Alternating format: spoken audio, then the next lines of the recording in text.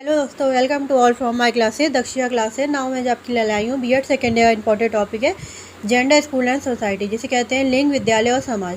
Question में किस तरीके से क्वेश्चन एग्जाम में आपके किस तरह से क्वेश्चन आते हैं, ये तीनों तरीके से लिखे हुए हैं और लॉन्ग क्वेश्चन में आपको कैसे आंसर देना है, ये क्वेश्चन है जो मैं लाई हूँ जो इम्पोर्टेंट है। तो आप देख सकते हैं कि एग्जाम में आपको किस तरीके से लिखना होगा।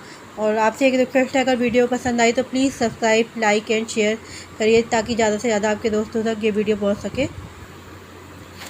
तो देखते हैं, चलिए अपने टॉपिक पे आते हैं कि लैंगिक असमता विषमता का अर्थ बताइए, इसके प्रकारों का वर्णन कीजिए। या आता है लैंगिक असमता व असमता की संकल्पना बताइए, लैंगिक असमता के प्रकारों का वर्णन कीजिए। या इस तरीके से लिखा होता है लिंग असमता का अर्थ बताइए, लिंग असमता के प्रकारों का वर्णन कीजिए। किसी के तरीके से घुमा फिरा के एग्जामिनर आपसे क्वेश्चन ये पूछ सकता है तो आप कैसे लिख सकते हैं।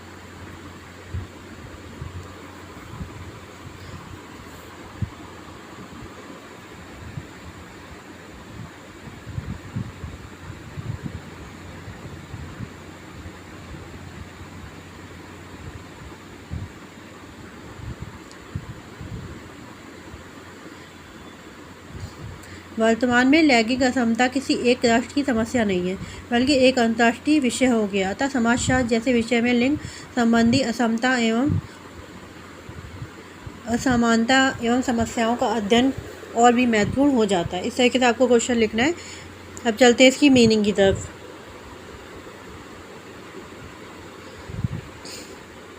अर्थ लिंग तथा अलैंगिकता हेतु आंग्ल भाषा में जेंडर तथा सेक्स शब्दों का प्रयोग किया जाता है। लिंग जेंडर का प्रयोग हम व्यक्तियों तथा आसपास की वस्तुओं के नामों की में भी प्रयोग करते हैं। ईश्वर ने मनुष्य दो रूप सृष्टि के नामों में भी प्रयुक्त करते हैं।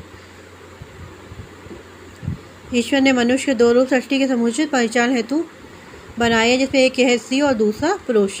स्त्री और पुरुष ही प्रारंभ अवस्था में बालिका और बालक से संबोधित किए जाते हैं। हमारे आसपास के पर्यावरण में हम जो कुछ भी देखते हैं उसे किसी न किसी नाम से जानते हैं और इन नामों से भी उनका लिंग छुपा होता है।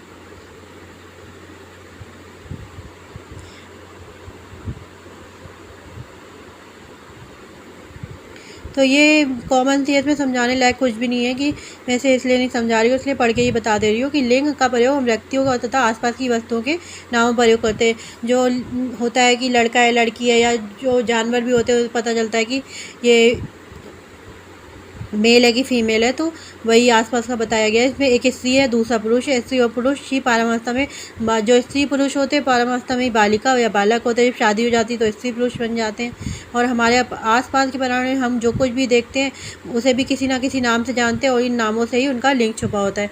जैसे कुत्ता है, बिल्ली है, तो पता चलता है कि ये मेल है, फीमेल है, तो इससे ही इनका लिंग छुपा होता है। पुल्लिंग स्त्रीलिंग एक जैविक तथ्य है। यदि इस तथ्य के साथ किसी भी प्रकार की असमता जोड़ दी जाती है तो ये एक सामाजिक तथ्य बन जाता है, जैसे इसे लैंगिक असमता कहा जाता है।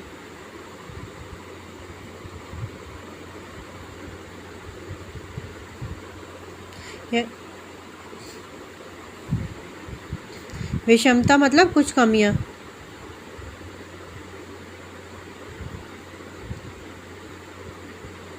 जो लड़के ही लड़की, आपकी कोई फ्रेंड है दीना मीना, तो रीना से पता चलता है कि ये स्त्री है।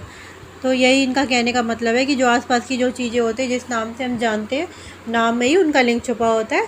और जब हम भेद जोड़ देते हैं, कोई विषमता जोड़ देते हैं, असमता जोड़ देते हैं इन शब्दों में या इन लोगों में, जैसे स्त्री और पुरुष में है, तो ये वो होती है लैंगिक असमता कहा जाता है।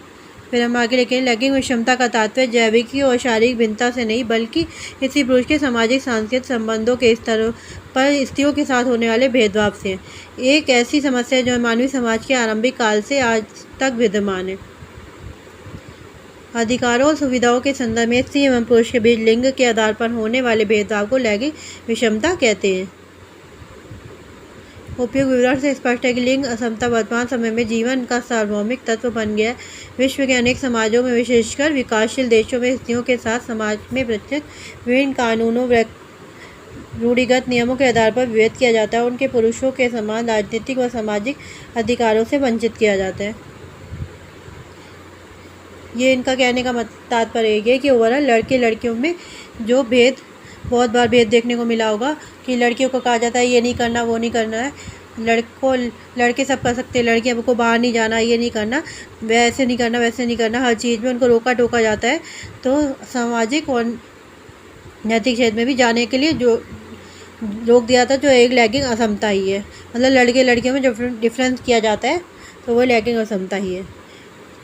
लैंगिक असमता के प्रकार और रूप देखेंगे। लैंगिक असमता के निम्नलिखित प्रकार हैं।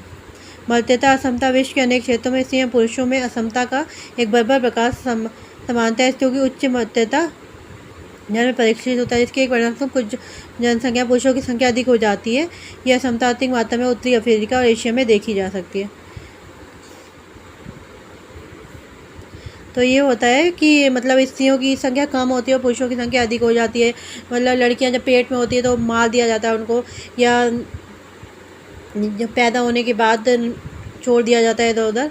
तो ये इससे पुरुषों की संख्या तो अधिक हो जाती है और स्त्रियों की संख्या कम हो जाती है। घरेलू असमता। परिवार या देश के अंदर ही लैंगिक संबंधों में अनेक प्रकार की मौलिक असमताएं पाई जाती है। घर की संपूर्ण देखरेख से लेकर बच्चों के पालन पोषण तक पूरा दायित्व महिलाओं को होता है। पुरुषों का कार्य घर के बाहर काम करना माना जाता है। तो ये भी एक लैंगिक असमता का कारण है, प्रकार है कि लड़कों को तो बाहर का ही लड़कियां सारा घर भी संभालती हैं, जॉब करने वाली जॉब भी करती है, लेकिन जो पुरुष होते हैं कार्य घर के बाहर का करना माना जाता है। मौलिक सुविधा असमता। मौलिक सुविधाओं की दृष्टि से भी अनेक देशों में पुरुषों और स्त्रियों में असमता स्पष्ट रूप से देखी जा सकती है। अनेक देशों में अभी भी लड़कों की तुलना में शिक्षा सुविधा बहुत कम उपलब्ध है। अभी भी कुछ देश ऐसे हैं या गाँव है जैसे वहाँ लड़कियों को पढ़ने की इजाज़त नहीं है।